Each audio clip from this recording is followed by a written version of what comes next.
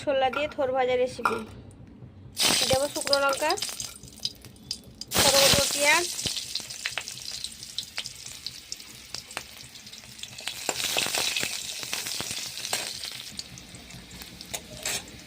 ভেজে নিলাম। এবার দেবো আদা রসুন বাটা,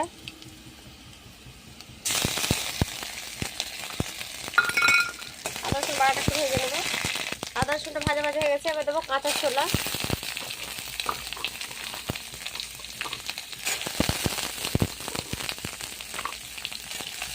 কাঁচা ছোলাকে একটু ভেজে দেবো।